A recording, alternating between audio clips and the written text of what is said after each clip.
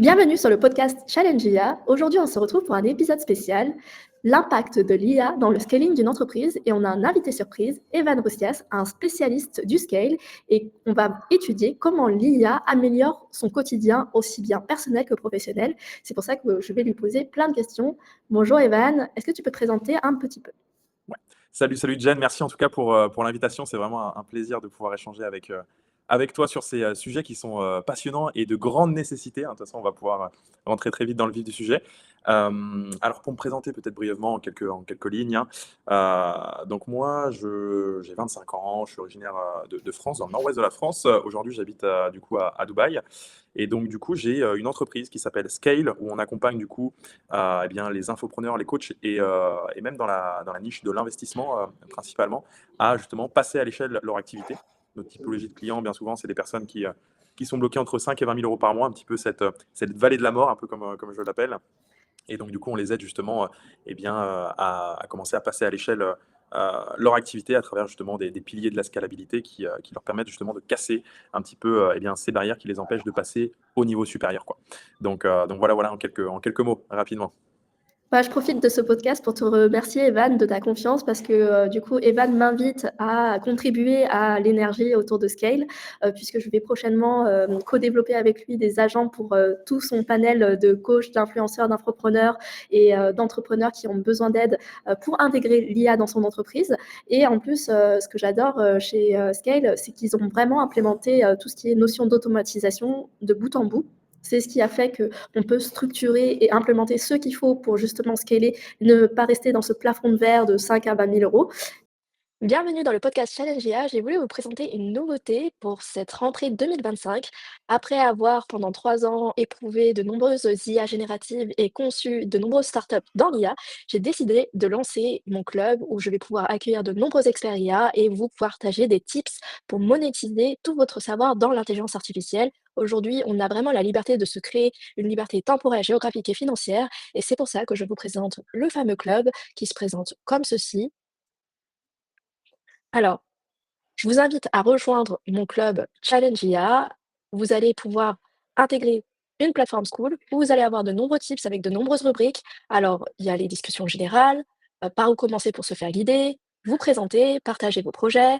Vous allez pouvoir découvrir l'impact de l'IA en entreprise et l'impact de l'IA sur le domaine personnel, les espaces d'entraide, les astuces de monétisation, ainsi que tous mes nouveautés sur mon podcast, les top outils. Et vous avez chaque mois des challenges qui vont être à dispo de ma communauté et vous allez pouvoir aussi bénéficier d'accompagnement à tarif préférentiel dans l'intelligence artificielle.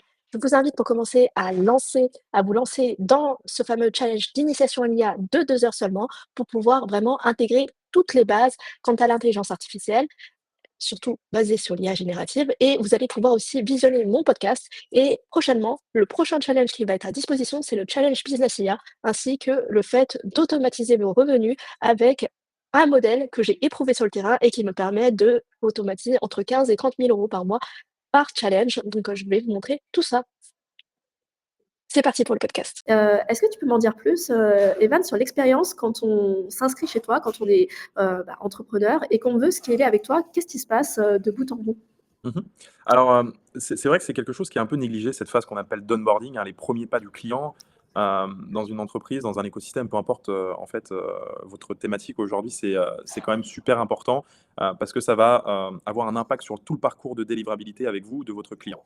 Si le client arrive dans une nouvelle opportunité, dans son parcours, vous allez l'accompagner et que déjà les premiers pas voilà, sont pas fluides, il n'y a pas de récompense rapide, donc on appelle les quick wins, ou de choses comme ça, eh bien, ça aura forcément un impact sur la satisfaction de votre client et donc, par conséquence, aussi sur votre LTV, donc on va dire le parcours d'achat après de votre client qui pourra potentiellement reprendre des services chez vous ou autre. Donc, c'est quelque chose à ne pas du tout négliger, l'expérience client, l'onboarding, parce que c'est la première phase de la délivrabilité de vos services. Nous, ce qu'on a mis en place chez Scale, en fait, c'est très simple. C'est que dès la phase, on va dire qu'il y a une phase déjà dans un premier temps de pré-onboarding, on va dire où on va eh bien, justement effectuer les phases un petit peu pré-contractuelles, enfin contractuelles, les paiements et l'accès du coup aux différentes ressources pour commencer à travailler avec lui.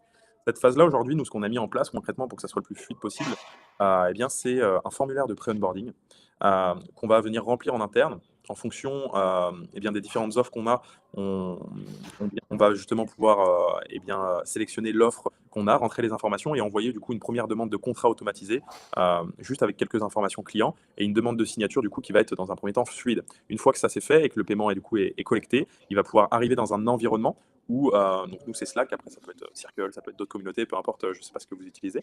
Mais en gros, eh bien, dès les premiers pas, en fait, il va vivre une expérience qui va être fluide, rapide, automatisée, avec du coup une première liste d'actions à faire.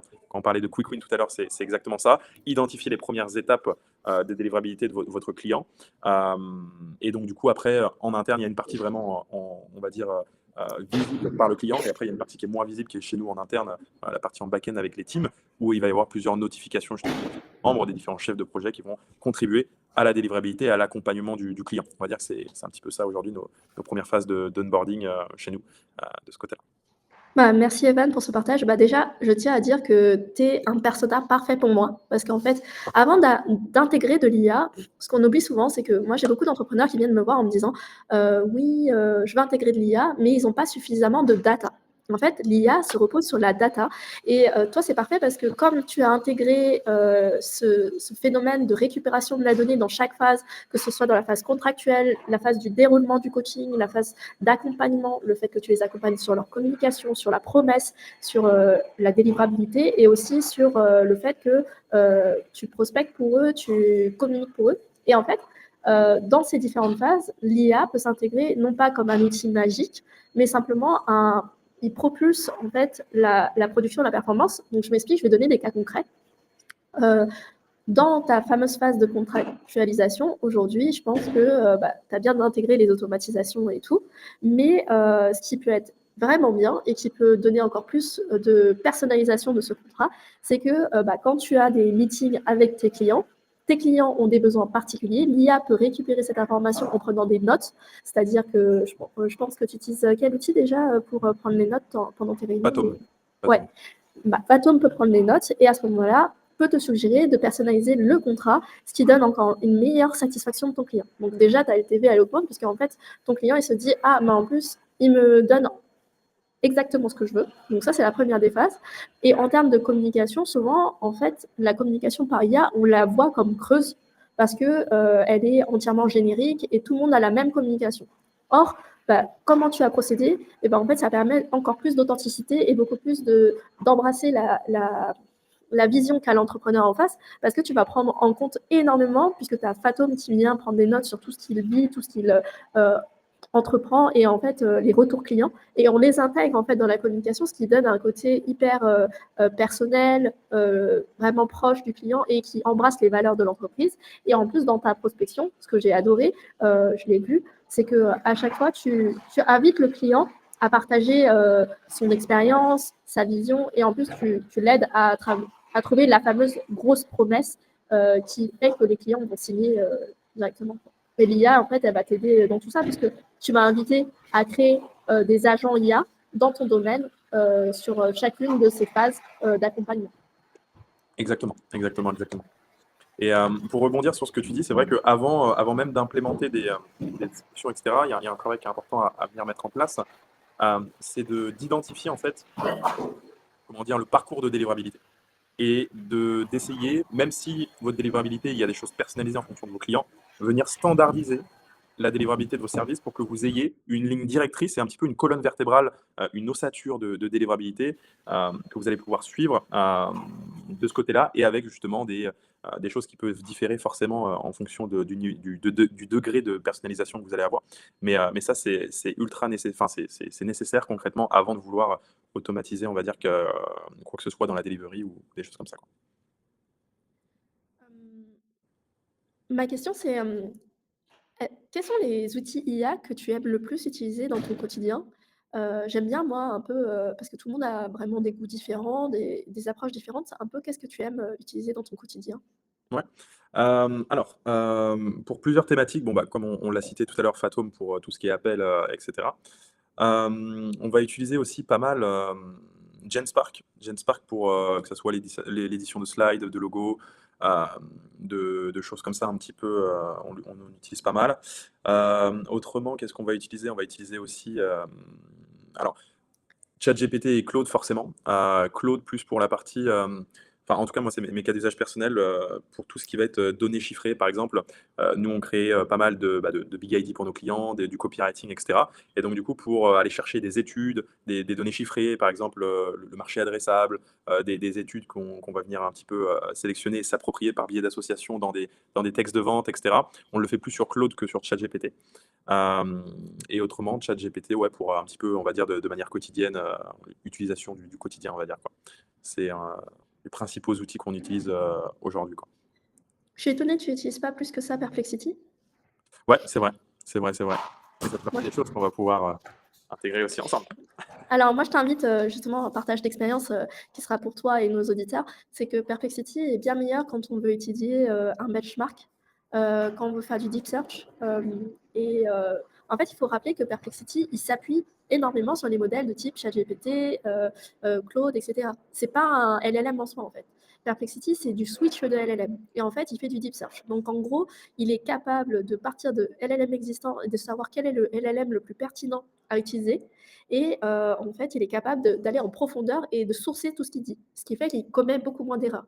Notamment, pour nos auditeurs, moi, j'utilise énormément, toi, tu parlais de la niche de la finance. Moi, j'utilise l'IA pour m'aider à savoir où investir dans la crypto ou dans la bourse.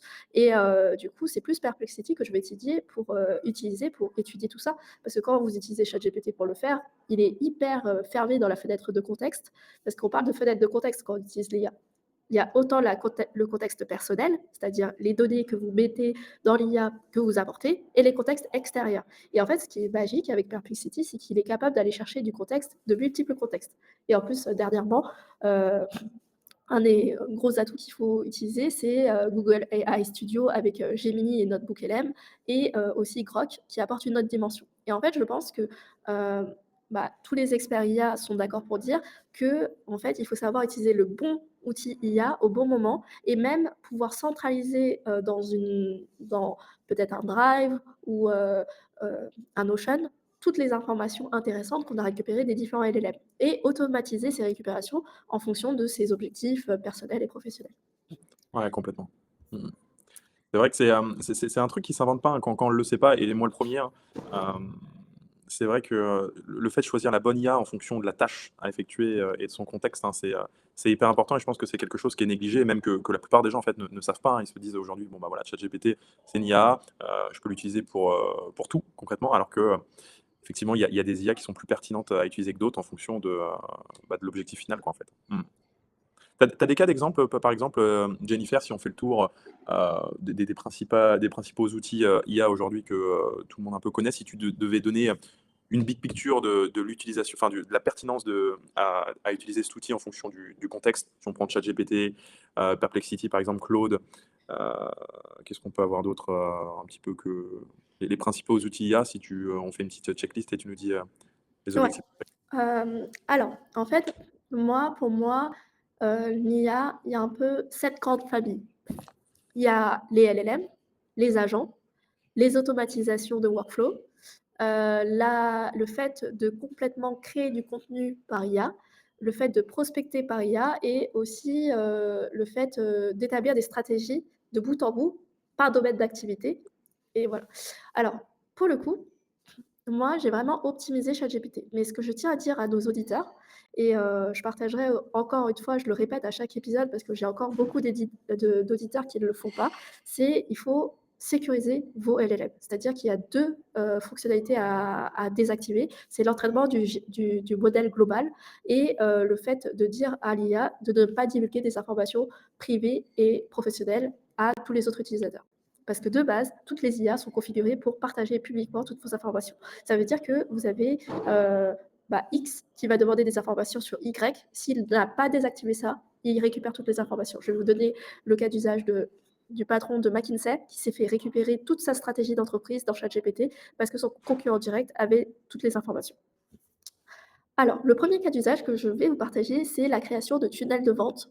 Vos sites web qui permettent de faire un go-to-market hyper rapide et le fait de créer votre branding.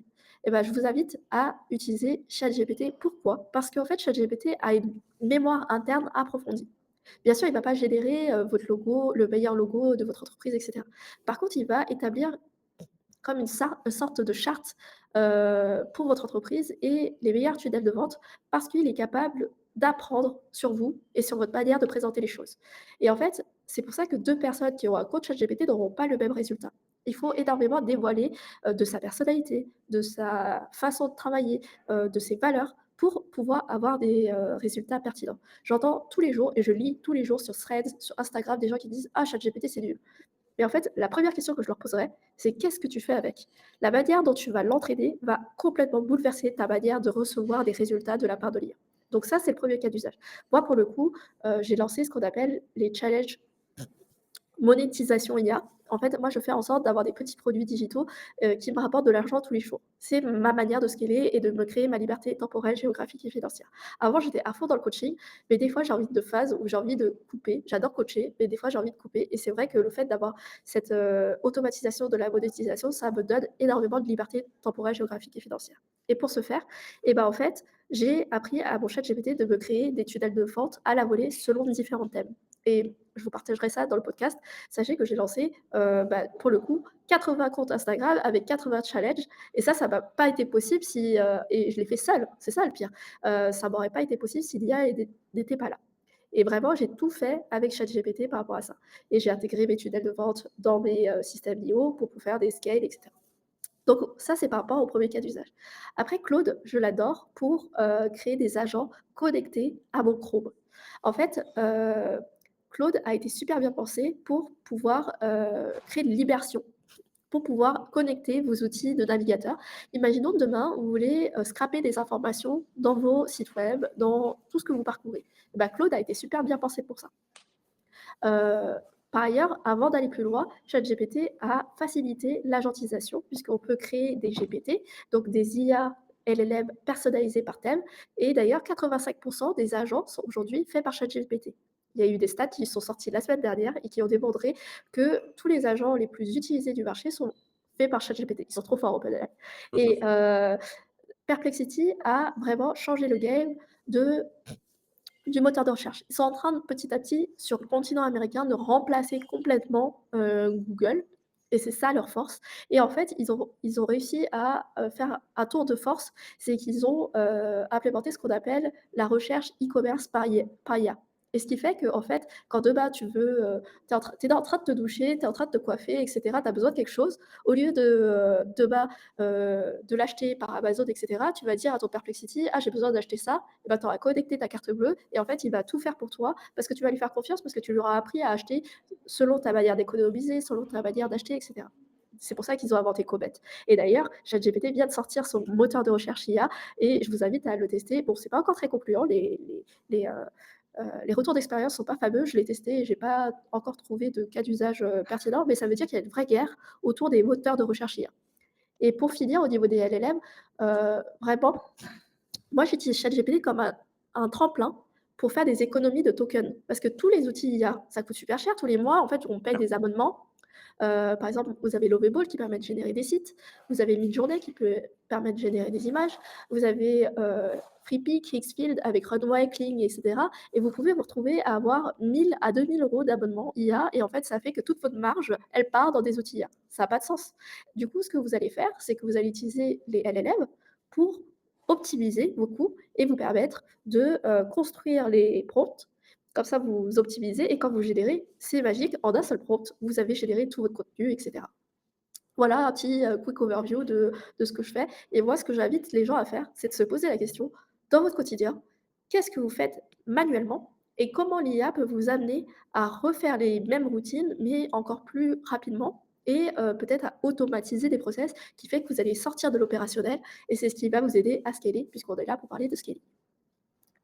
Complètement, complètement. L'IA aujourd'hui, c'est, ne pas l'utiliser, c'est prendre du retard sur ses concurrents, concrètement. C'est comment dire?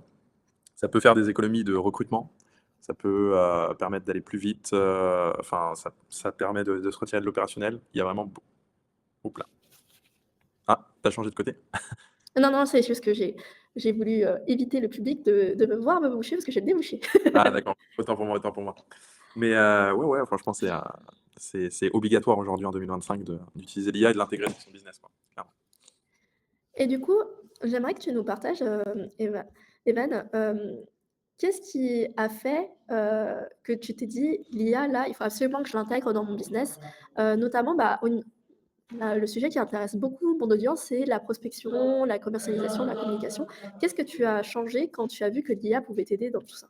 Mmh. Alors si, on parle de prospection, en fait, un exemple, tout bête, hein, par exemple, aujourd'hui, le système traditionnel, c'est quoi? Partons du principe qu'on fait par exemple, du webinaire.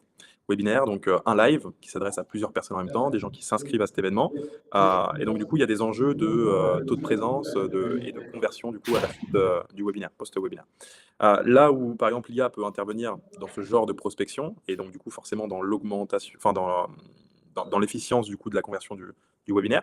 Avant le webinaire, ça va être par exemple d'avoir un agent IA conversationnel qui va du coup créer un premier point de contact avec tous les clients, et qui va donc du coup par définition les rediriger, les inciter eh bien, à venir s'inscrire, enfin pas s'inscrire, mais à venir du coup se présenter lors du live, du webinaire.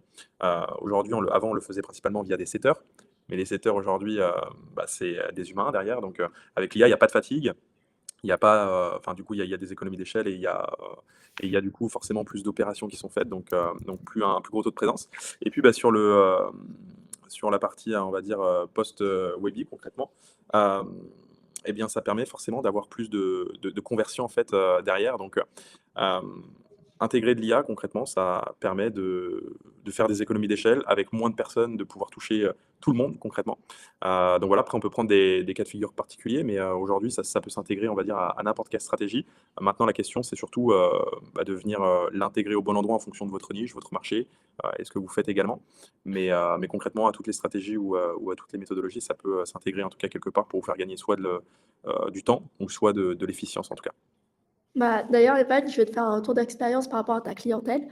Heu, j'ai accompagné un coach en finance, bah, début d'année et en fait, on a récupéré énormément de data, de par, les formulaires qu'ils avaient remplis, ou, par exemple, on avait fait des check-up financiers et en fait, les check-up financiers permettaient de savoir qui était endetté, qui, avait une belle culture, et une belle éducation financière, qui avait investi dans l'immobilier, dans la conciergerie et cetera et avec toutes ces données, en fait, on a pu faire des campagnes email complètement personnalisées grâce à l'IA et en fait, ça a permis un meilleur taux de conversion parce qu'en fait, on a pu cibler les bons produits selon la typologie de profil, dans la finance, de ses clients et ça aurait pas été possible, pour te dire, on avait quoi? 1 300 profils qui avaient répondu parce que c'était, en fait, ma cliente, elle fonctionne énormément par sorbet et les sorbets, c'est, heu, d'ailleurs, suite à ça, en fait, ça m'a donné plein d'idées pour, tous mes clients financiers parce que je me suis rendu compte que c'est infaisable de à la mano, qualifier, et cetera et du coup,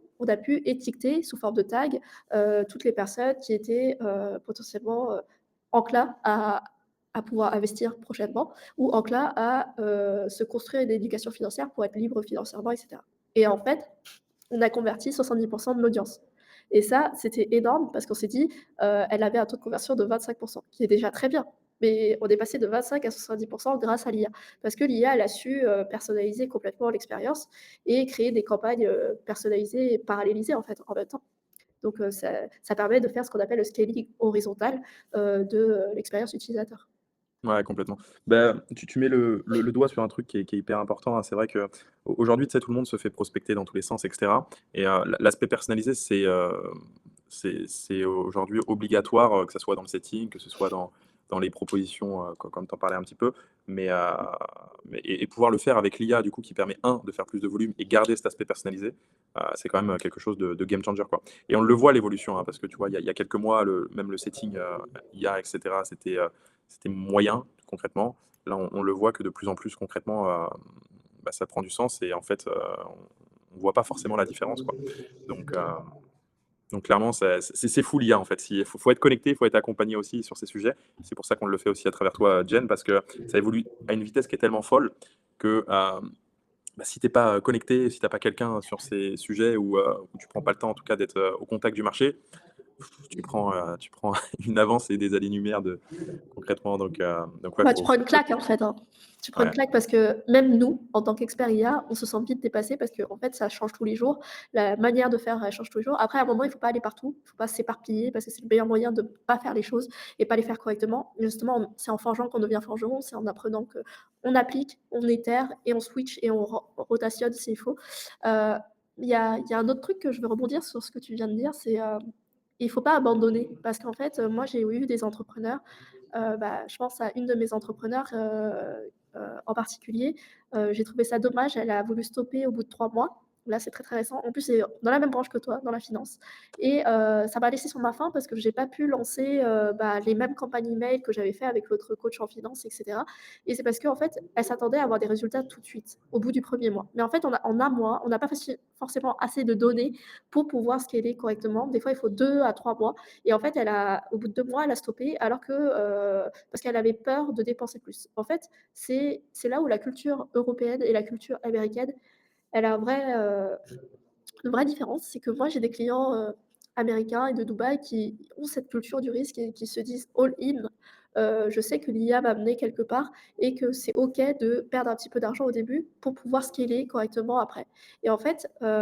moi, c'est vraiment cette inquiétude que j'ai des entrepreneurs qui veulent tout de suite sans pour autant qu'on étudie leur persona, leur manière de fonctionner et puis parfois il faut réajuster la stratégie et ils nous laissent pas assez de temps pour les aider. Je comprends qu'on veut des résultats très vite et tout de suite et l'IA nous y amène. Mais il faut absolument pouvoir, étudier son marché, étudier l'impact de ce qu'on a établi et des fois, en fait, avant même qu'on puisse avoir des résultats, ils coupent alors que c'est là où on était en train de scaler et c'est là où on peut rester sur notre faim. Je ne sais pas si c'est quelque chose que tu as déjà vécu, Evan? Ouais, complètement. Alors, en fait, je pense que pour anticiper ce genre de problème, tu sais, aujourd'hui, de manière globale sur le marché, ce qu'on voit, surtout dans nos thématiques, c'est qu'il y a une sophistication de marché qui est de plus en plus importante. Les prospects sont de plus en plus éduqués, il y a de plus en plus de concurrence, il y a de plus en plus de, on va dire, de parts de marché à prendre parce que le marché grossit, mais il y a aussi de plus en plus d'acteurs et donc du coup, même on va dire une typologie de clients, de prospects qui est de plus en plus éduquée. Donc forcément, les process de vente sont de plus en plus longs aussi par rapport à ça. Et j'en ai fait aussi l'expérience. Le positionnement et l'angle marketing que tu vas choisir dans ton marketing est hyper important là-dessus, justement, pour anticiper avant même de closer un client ou de l'accompagner. C'est la communication que tu vas avoir, tu vois. Et faire des clients et de l'argent, c'est bien, mais la question, c'est à quel prix. Et moi, je l'ai réalisé en ayant une expérience personnelle. J'avais un positionnement au départ, on va dire, un petit peu plus, peut-être, comment on peut appeler ça, un peu plus aguichant, un peu plus, peut-être même putaclic, etc. Euh, Tu vois, mettre en avant, tu vois, potentiellement plus du CA qu'une transformation. Et le truc, c'est que, bah, en fait, tu n'attires pas forcément les bons clients. Enfin, du moins, moi, pas les clients avec qui je veux travailler, tu vois. Donc, faire de l'argent, oui. Maintenant, à quel prix et à qui tu veux bosser aussi concrètement. Et donc, le meilleur moyen de le faire, c'est à travers ton marketing, le positionnement que tu vas déployer. Et donc, du coup, d'attirer une typologie de clients que tu veux directement. Tu vois, dans ton marketing, tu peux directement traiter des objections quand tu as une approche, on va dire, un petit peu plus. Euh, Tu vois, un petit peu plus terre à terre, où tu promets pas directement, par exemple, la lune en termes de résultats, où tu conditionnes ton prospect dans ton marketing avant même de l'avoir en appel de vente et avant même de l'accompagner et de le délivrer. Et quand tu as cette communication qui est alignée avec tes objectifs et ton approche, bah, derrière, tu vois, tu limites ce genre de problématique, quoi. Ouais, et peut-être que dans cette, démarche, au début, tu attirais plus de débutants, que de gens, confirmés seniors, non? C'est ça que tu voulais partager aussi? Alors, effectivement, il y avait cet aspect-là aussi, hein, au départ de Scale. Effectivement, on avait décidé d'accompagner plus des débutants et donc du coup, on a fait le switch aussi par rapport à ça. Mais, même de manière globale, hein, même si, par exemple, on parle en s'adressant au même avatar, tu peux avoir 2 types de marketing différents, si tu veux. De et je trouve que, tu vois les trucs avec les surpromesses et cetera, parce que moi, par exemple, je suis dans un marché ultra concurrentiel et cetera, le make money, scaling, machin et tout ce qui s'ensuit. Et le truc, c'est que tu vois, les surpromesses avec les surgaranties, avec autrement, si ça marche pas, eh bien, je vends ma grand-mère, ou des choses comme ça. Enfin, tu vois où je veux en venir. Eh bien, le truc, c'est que ça, tu vois, ça attire pas les bonnes personnes. Aujourd'hui, moi, je préfère avoir un Ouais. marketing en leur disant que, écoutez, ça va pas se faire en claquant des doigts, ça va pas, ça va demander, je veux dire, de l'investissement de leur part, ça va demander, tu vois, tout ce genre de choses. Ouais, il faut les Ah, mettre face à leurs responsabilités aussi parce que souvent, exactement. en tant que coach, ils s'attendent à ce qu'on fasse tout pour eux et ça, c'est la première des erreurs qu'il faut éviter. C'est que, moi, la première des questions que je pose: «Est-ce que tu as, 2 heures par jour minimum à consacrer dans le fait, que je t'accompagne pour appliquer ce que je te dis?» Parce qu'en fait, ça m'est arrivé régulièrement parce que j'accompagne entre 10 à 30 personnes, par mois et ça m'est arrivé d'avoir au bout de 3 mois, plusieurs entrepreneurs, qui n'avaient appliqué que 5 à 30 de ce que j'ai dit et qui s'attendaient à avoir des résultats. À un moment, il faut leur dire: «Si tu l'as pas appliqué et que tu as payé pour ce que il faut que tu sois responsable et que tu te dises, bah, en fait, c'est comme à l'école, si tu faisais de l'activité extrascolaire mais que tu séchais tout le temps, ton activité, tu as pas le même niveau que l'étudiant qui a été consciencieux et qui a été là à chaque séance et cetera et heu et je tiens aussi à partager le fait qu'au-delà, du fait, d'éduquer dans le marketing, ce qui est important pour moi, c'est, de pas justement de faire de promesses, mirobolantes, mais surtout de dire que, heu, les résultats sont aléatoires en fonction de chaque personne qui 2 personnes qui vont appliquer la même stratégie n'auront pas forcément les mêmes résultats. C'est ça qui est important de partager parce que, les gens s'attendent: «Ah bah untel il a fait, heu, 300 closings en 1 mois, bah moi je vais faire pareil». C'est pas comme ça que ça fonctionne. Il y a tellement de paramètres qui rentrent en ligne de compte pour qu'on puisse signer et des fois c'est simplement, des questions de timing, c'est aussi, peut-être ton audience, c'est aussi, peut-être parce que tu as un lien particulier avec, les personnes, que tu attires. Il y a tellement de paramètres et justement, bah, tu parlais des gens qui faisaient des promesses mirobolantes. J'ai déjà engagé des équipes de closers et j'avais des closers qui étaient prêts à faire prendre des prêts prêts, crédit conso pardon, pour mes coachings et moi j'étais entièrement contre. Pourquoi? Parce que, j'ai besoin que la personne qui fait mon coaching ou mon accompagnement, il se sente pas otage de ce que je fais et qui ait envie d'y aller parce qu'en fait, il est motivé et parce qu'il voit l'intérêt. J'ai envie de le mettre dans des prédispositions pour qu'il puisse réussir. S'il se sent en otage, c'est comme à l'école, quand tu avais tes parents qui te disaient: «Tu devrais faire ça», bah, tu écoutais jamais, tes parents parce qu'en fait, je sais pas, c'est humain, tu vas à l'encontre parce que tu te rebelles et parce que tu es indépendant. Moi, je veux que, de manière indépendante, l'entrepreneur me dise: «C'est exactement ça dont j'ai besoin. C'est exactement cette stratégie dont j'ai» et en fait, là, c'est déjà un win parce qu'il est déjà motivé, il est déjà enclin à appliquer tout ce que tu vas lui apprendre. Je sais pas si c'est quelque chose que tu partages, Evan? Ouais, bah, carrément, hein. Comment dire, faut partager comment dire? Je voulais pas dire le risque, mais faut partager les responsabilités. Et ça le fait on parlait de l'onboarding au départ, ça se fait dès le départ. Dès le départ, dès les premiers pas, le mettre face aussi à ses engagements, ce qu'on appelle les what it takes, en fait, qu'est-ce qu'on attend d'eux concrètement. C'est très important et bien de venir l'identifier, surtout de le partager au départ du démarrage de votre accompagnement, de la formation ou des choses comme ça. Comme ça, vous partagez on va dire les responsabilités euh, et ce que vous attendez aussi des personnes. Quoi. Alors, j'aimerais revenir sur le sujet de l'IA. Est-ce que, heu, depuis que tu as intégré l'IA dans ton quotidien d'entrepreneur, quels sont un peu les succès, c'est-à-dire ce que tu as remarqué comme gain de performance et quels sont les flops que tu as pu, voir, avec l'IA? Mhm. Alors, déjà, si on parle des flops et même des erreurs à pas faire, faut pas tomber dans ce truc de se dire, que, enfin, comment dire? À surenchérir la chose. L'IA, faut l'utiliser, faut l'intégrer, mais aux beaux endroits, enfin, on va dire dans les cas de figure où c'est pertinent de le faire. Faut pas tomber dans ce truc à, à faire de la enfin, à vouloir, mettre trop d'IA ou de l'IA, on va dire, partout. Faut le faire, mais faut pas tomber non plus dans ce truc de se dire: «Mon business, j'ai plus rien à faire, grâce à l'IA». L'IA, c'est un petit peu comme un collaborateur, c'est un petit peu comme un bras droit concrètement, et ça ne vous remplace pas. Donc ça, il faut vraiment le comprendre. C'est un accélérateur. C'est ça le mot que je cherchais. C'est vraiment un accélérateur euh, de ce côté-là. Donc c'est comme ça qu'il faut le voir, je pense, dans son approche. Et maintenant, si on parle, on fait la transition avec les bénéfices, bah forcément, concrètement, c'est un outil, moi, si je devais mettre un mot dessus, qui me permet d'être plus efficace, de gagner du temps et d'aller chercher en efficience, quoi, concrètement. C'est marrant que tu dis accélérateur parce que du coup, mon programme Challenge IA, ça s'appelle l'accélérateur IA. Tu vois? Heu Vas-y là.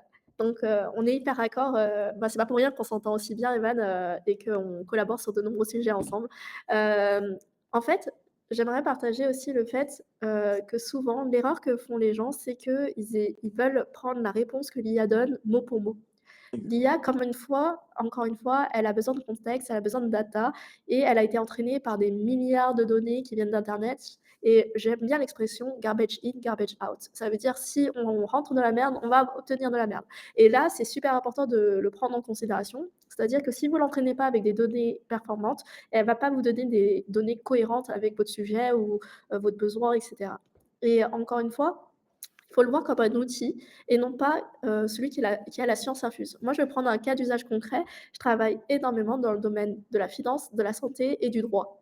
Et en fait, c'est des domaines où le risque et de la sécurité et c'est les 4 domaines où le risque doit être proche de 0. Si l'IA donne des conseils médicaux, on ne veut pas qu'elle se trompe. Si elle donne des conseils juridiques, on ne veut surtout pas qu'elle se trompe. D'ailleurs, je viens de lire ce matin, c'est super intéressant, Deloitte doit des millions à l'État australien parce qu'en fait, ils ont fait tous les contrats juridiques via IA, c'est bourré d'erreurs et du coup, l'État australien doit des millions d'argent à ses contribuables. Et c'est là où on voit l'importance de l'utiliser comme IA, mais on doit checker via l'humain, via des garde-fous, via énormément de critères pour vérifier que. Et peut-être qu'en fait, la première erreur, c'est la data, c'est-à-dire qu'ils n'ont pas donné tous les textes de loi tels quels.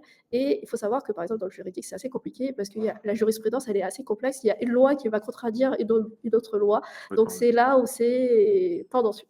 Et c'est pareil dans le marketing, c'est-à-dire qu'il y a une règle marketing qui va contredire une autre règle marketing. Et c'est pour ça que le jeu, quand on devient expert, c'est de savoir jouer avec ces différentes notions et de savoir les appliquer au bon endroit, au bon moment. Et l'IA peut nous éduquer en ce sens. Mais elle n'est pas là pour nous remplacer, comme tu l'as dit. Bah, d'où l'importance en fait de, comme tu le disais tout à l'heure, de le nourrir, la data, hein, c'est le maître mot. Parce que tu vois, par exemple, tu prenais enfin, en fait, c'est pas des cas isolés. Tu parlais de marketing, tu parlais de jurisprudence, enfin, ou de cas juridiques, etc. Comme tu disais, une loi peut contredire une autre, etc. Donc si tu donnes pas la big picture et l'ensemble des informations, bah, il va prendre des cas isolés. Et le truc, c'est que le business, le marketing, le juridique, c'est pas des cas isolés. C'est un ensemble de circonstances qui crée une situation. Donc si Ouais, on donne tout pas. est interconnecté. Exactement, c'est ça. Donc c'est tout là l'enjeu en fait, hein. Le premier truc en fait à apprendre aujourd'hui, c'est de savoir parler à l'IA, savoir le prompter, savoir le nourrir concrètement. C'est tout là l'enjeu, de bien utiliser pour performer justement l'IA au sein de son activité, au sein de son quotidien, de manière globale, quoi. Bah, c'est pour ça que moi, ChatGPT, c'est mon chouchou. Pas parce que alors c'est le meilleur des LLM, mais c'est avant tout parce qu'il a mon cerveau. C'est-à-dire qu'il sait tout sur toutes mes entreprises, il sait tout sur toutes mes stratégies, aussi bien marketing, juridique, fiscal. Heu, je lui ai appris à comprendre, la personnalité de mes différents associés. Heu, c'est ça, en fait, le pouvoir et ça me fait gagner un temps monstre parce que des fois, je suis dans la rue, je suis en train de courir, je suis en train de et j'ai une idée et du coup, je vais prompter à mon IA, à mon ChatGPT, mais comme en fait, il a la fenêtre de contexte de tout ce que je vais partager, il va m'apporter les réponses adéquates en fonction de ma situation. L'erreur que font beaucoup de gens, j'ai vu énormément de gens, récemment se désabonner de ChatGPT parce qu'ils disaient que l'IA était nulle et en fait, souvent je me pose la question: «Mais qu'est-ce qu'ils partagent à leur ChatGPT? Qu'est-ce qu'ils partagent comme information?» Si en fait, ils s'arrêtent à des données génériques, à des prompts faits par tout le monde qu'on a pompés sur Instagram, clairement, ça sert à rien. En revanche, s'ils ont transformé leur outil IA comme un tremplin professionnel et personnel, parce que je l'utilise aussi pour m'éduquer personnellement, par exemple dans ma vie de couple, j'aime bien, l'avoir, comme un coach en développement personnel. C'est ça aussi, c'est qu'en fait, on peut totalement, l'utiliser pour travailler son mindset et être entrepreneur, c'est essentiel de travailler sur son mindset parce qu'il faut travailler sur son équilibre pro et perso parce que si un pan penche, on aura du mal à scaler et on aura du mal à être, clairement en phase avec tout ce qu'on applique. Complètement, complètement, complètement. Bah, ça, c'est vrai que ça peut servir autant bien pour le perso que pour le pro, pour l'apprentissage. C'est vrai que c'est un coach de vie en fait, hein, ChatGPT. Si on devait résumer le truc, c'est un coach de vie. Ouais et d'ailleurs pour te partager une anecdote, je ne sais pas si tu as vu passer ça, mais en fait, ils vont lancer un LLM débridé pour pouvoir, partager, sa vie intime.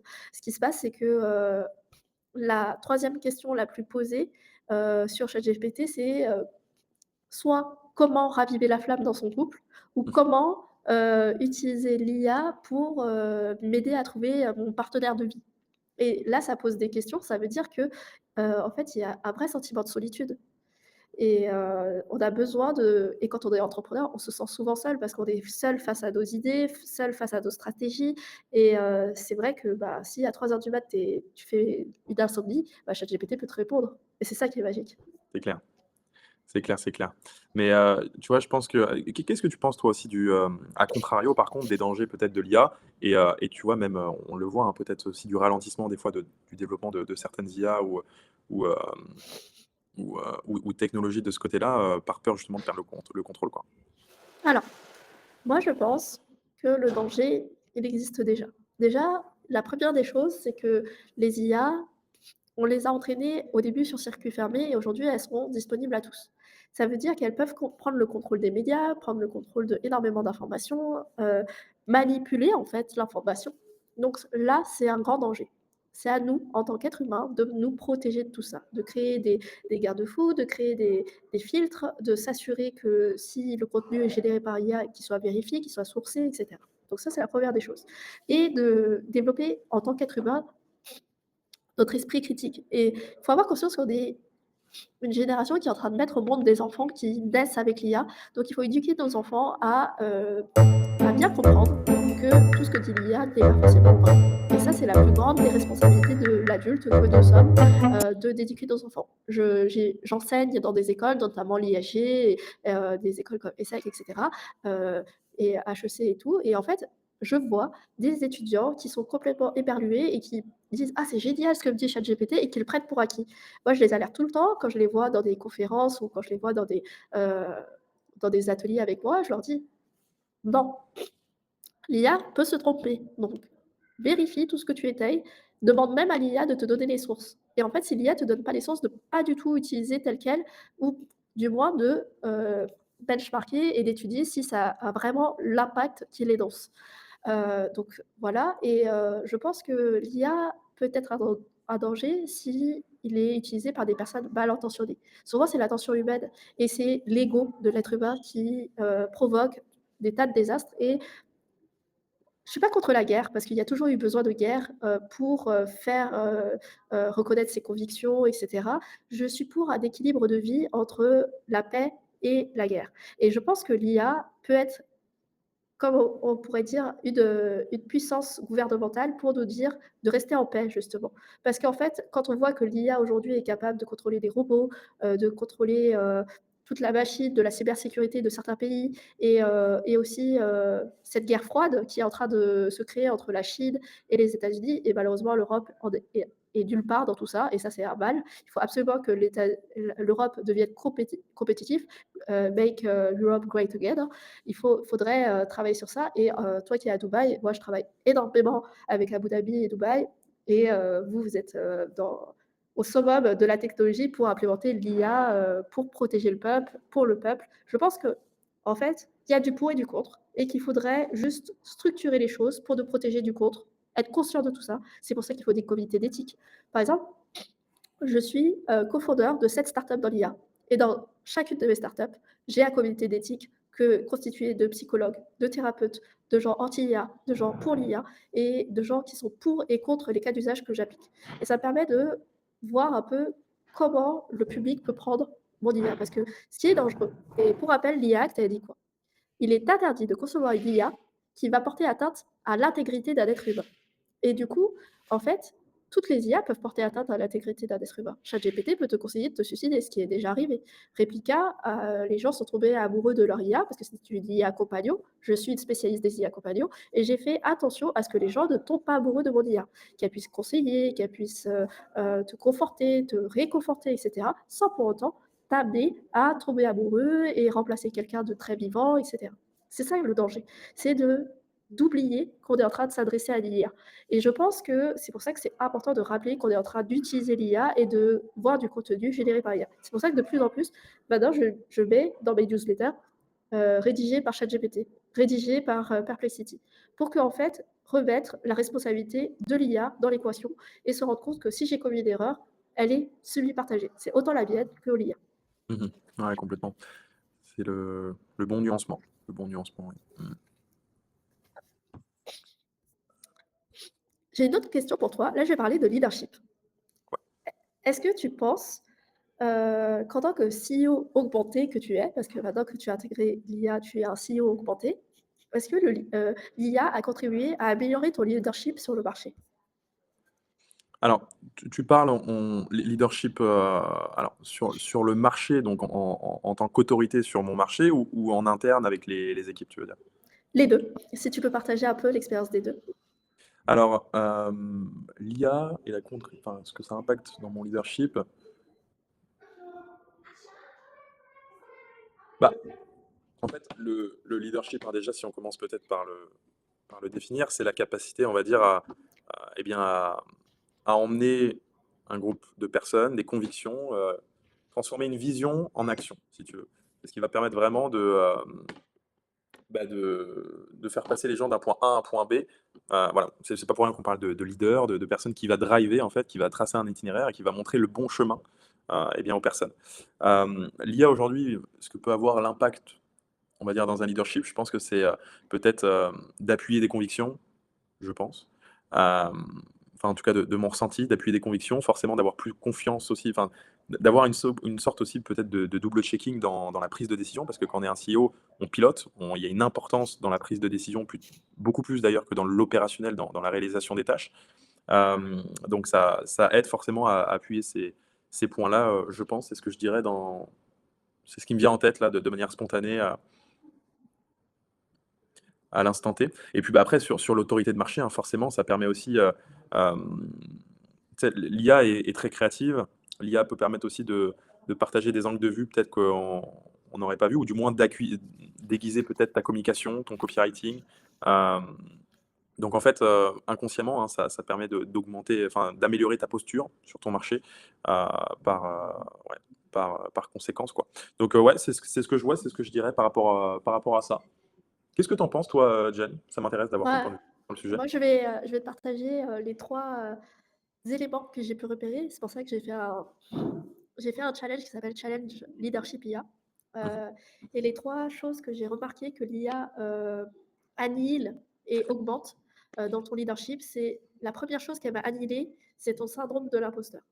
En fait, comme l'IA, elle est plus intelligente que toi. Elle est capable d'appréhender n'importe quel sujet. Elle est capable d'appréhender même des sujets que tu n'as jamais évoqués sur ton marché. En fait, elle va t'éduquer instantanément en un prompt. Et elle va t'apporter des réponses et elle va te créer en fait comme des fondations de ce que tu dois apprendre sur un sujet en particulier. Et moi, je te prends un cas d'usage. Demain, tu engages un coach entrepreneur, mais qui n'a jamais travaillé sur ta cible, c'est-à-dire la finance. Et ben en fait, tu vas l'amener potentiellement à utiliser ton propre chat GPT pour le former sur ton sujet. Parce qu'en fait, tu vas lui dire, vas-y, prompt avec mon compte chat GPT et prompt ces questions-là. Et en fait, ça va l'éduquer parce qu'il va pouvoir récupérer la donnée de ton marché, puisqu'en fait, tu l'as entraîné à connaître bien ton marché. Tu vois, c'est quelque chose que j'avais de plus en plus. C'est pour ça que j'ai commencé à créer des comptes chat GPT Tib pour qu'en fait, ils puissent récupérer les données de mon équipe, puissent récupérer les données de mon compte chat GPT pour mieux comprendre ma mentalité, mon état d'esprit, mon leadership, ma manière de déléguer. La deuxième des choses, c'est que ça va faciliter le travail de délégué. En fait, dans une équipe, j'ai des personnes qui sont plus ou moins timides. J'ai des personnes qui se mettent en avant, d'autres qui sont hyper, comment dire, autonomes. Et en fait, ça m'a permis de créer des outils d'autonomie dans mon équipe. Et justement, tu parlais d'agents conversationnels. J'ai créé des agents conversationnels qui coachent mes équipes sur certains sujets. Et ça m'a sauvé la vie parce que ça me sort de l'opérationnel. Moi, j'adore avoir un jour off dans ma semaine et j'ai pas envie d'être dérangée toutes les 5 minutes parce que franchement, j'ai déjà pas de vie avec l'entrepreneuriat parce que j'adore l'entrepreneuriat, c'est une passion, je le vois pas comme du travail. Mais mon mari, il aime bien me retrouver et de ne pas me voir tous les 5 minutes sur mon téléphone. Donc ça m'a sauvé la vie. Et le troisième cas d'usage au niveau du leadership que j'ai pu remarquer, c'est exactement ce que tu as dit, c'est en termes de visibilité. En fait, j'ai plein d'idées, j'ai toujours envie de partager tout ce que je sais. Et en fait, ce que j'ai peur souvent, c'est que ma communication manque de cohérence. Et que je passe du coq à l'âne et que je passe d'un sujet à un autre. Et ben en fait, le fait de pouvoir automatiser ma communication et de créer une ligne éditoriale et de pouvoir créer de la cohérence, ça m'a permis de automatiser mon contenu et à chaque fois que j'ai une idée, je le mets dans mon panier et en fait l'IA, elle sait exactement quand est-ce que je devrais partager cette information pour éviter de manquer un peu de cohérence et en fait, il le met de façon adéquate à ce que ça ne perde pas mon public et là, ça va créer comme un sorte de leadership sur mon marché et ça va créer comme une figure d'autorité et clairement, moi, j'ai tous les jours des messages sur mon YouTube et pourtant je ne suis pas une influenceuse, hein, sur mon YouTube, sur mon Instagram et cetera, où j'ai des entrepreneurs qui me disent: «Je ne peux pas suivre tout le monde sur l'IA, mais toi, je t'ai choisi comme, l'expert IA à suivre parce qu'en fait, tu parles de tout et je suis autant intéressée sur l'aspect personnel que professionnel et du coup, ça me permet de tout suivre et en plus, ma chance, c'est que j'ai pas d'ego à ce qu'on dise, on suive Jennifer. J'aime bien aussi partager le contenu de mes confrères, de mes compères, etc. Et dans mes newsletters, dans mes réseaux Instagram, je partage énormément de contenu fait par mes mes soi-disant concurrents, mais tous mes concurrents travaillent avec moi en partenariat, donc je ne les vois pas comme des concurrents. Et c'est ça la magie. Et on pourrait être concurrent, parce que moi aussi j'ai Challenge Scale IA, et je pourrais te voir comme un concurrent, mais je ne te vois pas du tout comme un concurrent. Je vois comme si on est tous les deux des acteurs sur le marché à travailler ensemble, main dans la main, pour scaler les entreprises autour de nous. Parce qu'on doit, en fait, j'ai pas l'impression de convertir des clients, j'ai l'impression d'aider des clients à réussir à atteindre leurs objectifs. Mmh mh. Complètement. C'est vrai qu'il y a plusieurs regards, sur ce questionnement de concurrents, confrères et cetera. Moi, je suis plus du côté, je vois les acteurs qui font comme moi, en fait, plutôt comme des confrères que des concurrents, dans le sens où je pense qu'il y a de la place pour tout le monde sur le marché, Totalement. déjà. Que les gens démarreront pas tous avec toi et que, eh bien, c'est OK, même si, demain on fait un podcast entre concurrents, même direct, hein, parce que nous on l'est un peu indirectement, mais, même quelqu'un qui fait à l'identique la même chose dans la même niche et cetera, bah, il y a des gens qui vont s'identifier parce que ce que les gens achètent, c'est une personne, c'est une personnalité, c'est une approche, c'est de l'authenticité aussi. Oui, Et c'est vrai. surtout à l'ère de l'IA d'ailleurs, hein, c'est ce qui est remis en avant aussi sur le devant de la scène. Et donc, par définition, même de personnes qui proposent la même chose identique, mais derrière, c'est des humains différents en fait derrière. Donc il y a un parcours peut-être qui va plus inspirer une personne que l'autre, auquel un message sur lequel il va plus s'identifier. Et donc c'est ça qui fait la différence. Et c'est pour ça que, au contraire, en fait, la concurrence, elle est positive parce que ça élève un marché. Aujourd'hui, démocratiser un domaine d'activité, bah, ça va permettre d'éduquer un panel de prospects, des personnes autour de cette thématique qui va grandir. Et donc par ricochet, par cascade, bah, forcément, ça augmente le marché adressable et forcément, bah, tu as plus en plus de clients, donc de potentiels clients, de potentielles personnes que tu peux aider. Donc moi, je n'y vois vraiment que du positif en fait là-dessus, sur l'aspect concurrence. Et en plus, j'aimerais te partager un retour d'expérience. C'est trop marrant. Tu sais que les gens, quand ils m'écrivent par mail ou par chat ou sur Instagram, ils me disent, ils citent toujours, «Salut Jen» ou «ton IA». Et en fait, ils ont commencé à prendre en compte qu'en fait, j'utilise l'IA pour répondre à mes messages. Ils savent très bien que comme je fais une relecture humaine, et ben, en fait, ils gardent ce côté authentique malgré qu'il y a l'IA qui s'interpose entre nous. Et c'est là où je vois que c'est vraiment ce fait que je m'applique personnellement qui me permet de garder un peu ce lien et cet affect avec mon audience, tu vois? Mmh. Ouais, c'est super important, c'est super important. Et d'ailleurs, je pense que c'est un truc qui va être amplifié en fait, hein, vraiment à l'ère de l'IA, l'authenticité, le même, tu vois, même dans d'autres industries en fait, hein, de manière globale, le fait de refaire peut-être des choses, tu vois, même dans l'artisanat, de refaire des choses à la main, enfin, je pense que c'est un truc justement au contraire qui va prendre en valeur, en fait, de manière globale. Alors, là, je vais te challenger, Evan, et je vais te poser une question un peu, on arrive, presque au bout de ce podcast, et ma question c'est, imagine le scale en 2030. Donc, on a, scale, 2030. À quoi ça ressemblerait pour toi? Est-ce que tu t'es déjà posé la question? Alors scale du coup, mon activité, tu veux dire? Oui, oui, et même, une activité de scaling, de façon générale en 2030. Est-ce que tu t'es posé la question?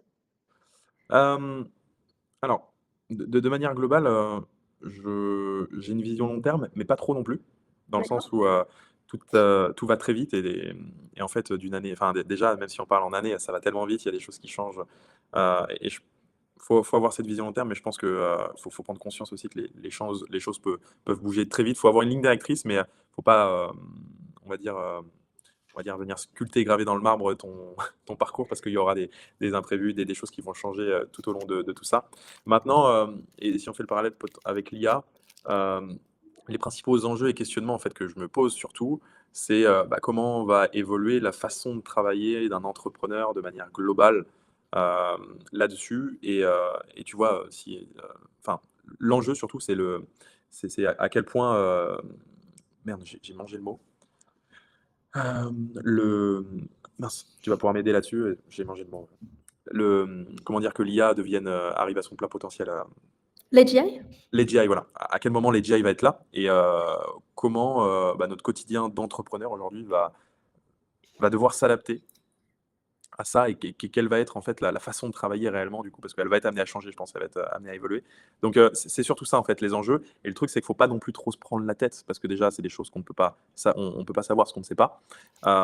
Et voilà, ça évolue tellement vite que on le verra bien assez tôt je pense. Mais voilà, faut pas faire de plan sur la comète. Il va falloir s'adapter par contre. Avoir une capacité d'adaptation, ça va être ça je pense les compétences à développer, être au contact du marché et savoir s'adapter très rapidement, savoir se réinventer. Ça va être très, très important, ouais.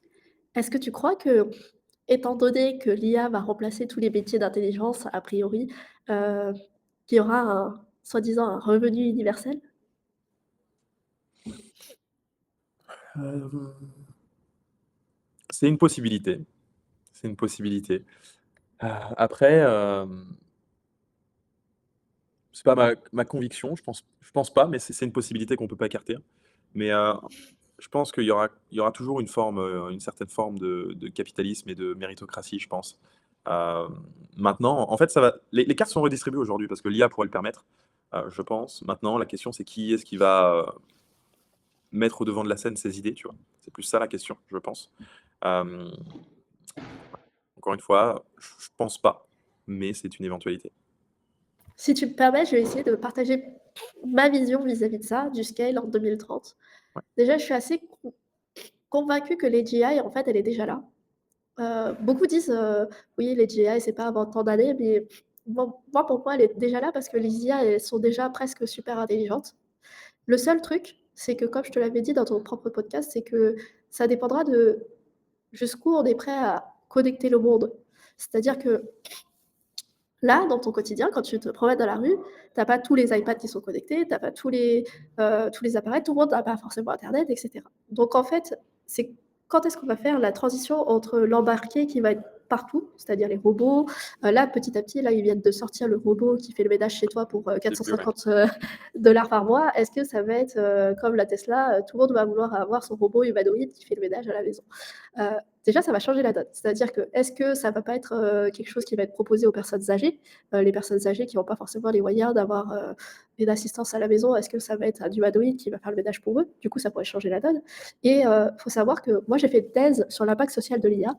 Et la première des causes de maladies dans le monde, c'est la solitude. Et en fait, c'est ce qui cause, premièrement, tout ce qui est maladie de type schizophrénie et comment dire, Alzheimer, etc. En fait, moi, je pense que l'IA pourrait gommer plein de maladies parce qu'en fait, elle pourrait apporter un réconfort et des réponses à beaucoup de gens. Et je pense que si on est capable de mettre notre ego de côté et que l'AGI vient comme une institution un peu neutre, apporter énormément de facilité dans de nombreux domaines, ça pourrait changer la donne. Et pour moi, le scale, en 2030, ce sera des entreprises qui seront entièrement pilotées par l'IA et en fait qui vont prédominer le marché.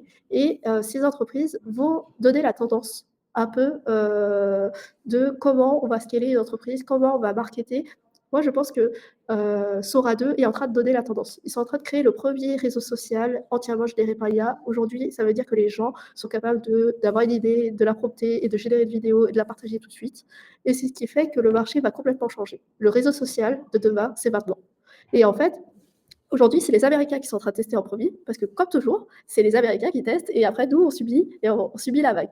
Si on l'étudie dès maintenant, on va prendre une avance sur notre marché, et on va être capable de l'appréhender et de pouvoir être un peu le premier acteur du marché. Et moi, c'est ce que j'invite Evan à faire. C'est pour ça qu'il faut qu'il étudie Sora 2 et qu'il étudie comment on va communiquer demain.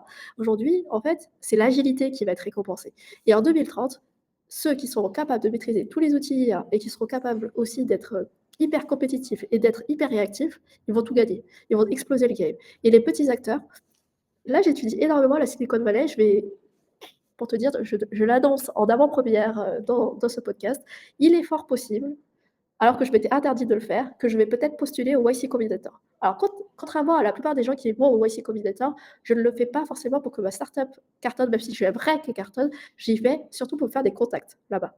Parce qu'en fait, je ne sais pas si je vais cartonner, je sais que je suis capable de faire comme on dit, une licorne américaine, ça, il n'y a pas de problème, parce que c'est pas que j'ai trop de confiance en moi, c'est je sais que j'en ai déjà développé des IA qui aujourd'hui valent des millions. Je sais que je suis capable. Est-ce que je vais le faire? Est-ce que je vais être en capacité de le faire? L'avenir nous le dira. Et en fait, je pense que le YC est en train de donner la tendance mondiale autour des IA. Sachez que la plupart des startups, la plupart des entreprises sont en train de se tourner sur le zéro employé. En fait, on va avoir des agents IA. Et c'était quelque chose que j'avais prédit il y a 2 ans. Il y a 2 ans, j'ai commencé à développer ce qu'on appelle les agents autonomes.